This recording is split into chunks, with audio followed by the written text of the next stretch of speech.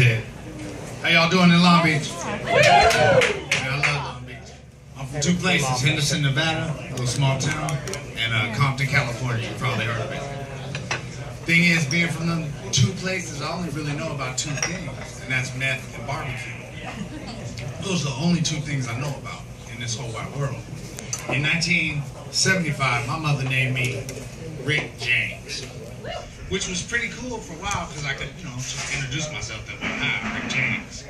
2002, it wasn't so good though, man, because I became Rick James' bitch, and there wasn't anything I could do about it. Man, growing up in that little small town, Henderson, I went to a high school called Basic High School. Basic High School. They was proud of it too. They painted a bee on the back of a mountain behind it because there's nothing else to fucking do. But I mean, think about it, man. Think about it when I go into a job interview. The first question is name. And I have to write this down. Rick James. Second question on there, I get a little frustrated because it's education and I have to write down Basic High School. When it gets to hobbies and activities and I start writing meth and barbecue, I just turn that paper over and write jokes, man. I just write jokes. Like I said before, my mom was on heroin. Man, she was a crazy lady. She was in and out of prison. What was strange about that is every time she would get out of prison, she would have a new personality. Let me give you some examples. The first time she got out of prison, she was a country western lady, like totally into everything rural, and she put me in some little cutoff shorts and a little vest and a cowboy hat and sent me out to the projects for my very first ass whipping. The second time she got out of prison, she was a Nazi skinhead, okay? And she dressed me in blue jeans and some black shoes, and she drew a swastika on my wrist and a Harley Davidson shirt. And she sent me out to the projects for my second ass whipping. Now here's where it gets good. The third time, she came out R&B black. So black that she had a black girlfriend named Taco that looked like Joe Frazier. This was good because I was in the hood and I was the only one there with a dad. Taco had my back. She's the one that when I did get jumped into the gang, she made sure I registered my handgun. So it's good to have a father, It's good to have a dad.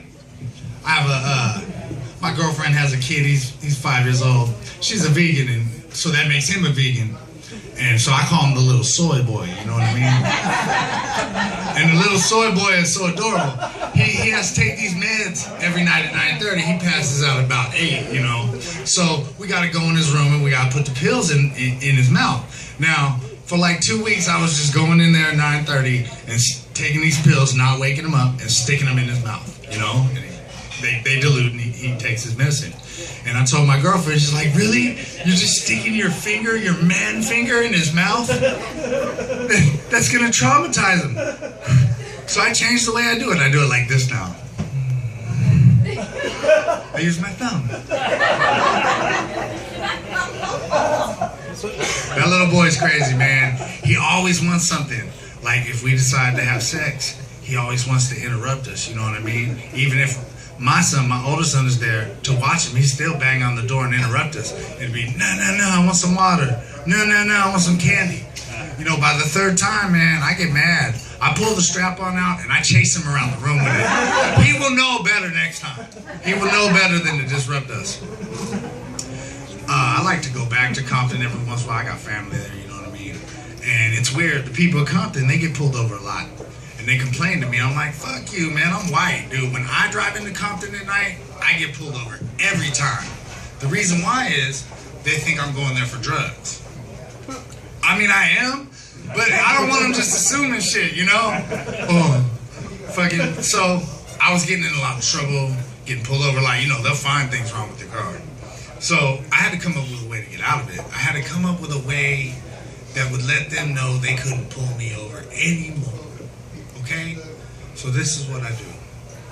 As soon as I see him in my rearview mirror, I stomp on the brakes.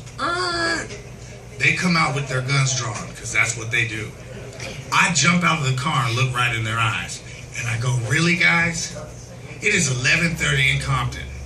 I mean, there are only 6 of us white dudes here, and we are all on the force. I've been working on this case for 6 months. You fucking rookie. That works like 50% of the time. 50% of the time. The rest of the time, I'm in jail. It's not good. It's not good at all. I want to thank you guys here at Dipiazza's. I hope I'm pronouncing that right. Enjoy the food and enjoy the rest of the show. Thank you, Ted. I'm real rich.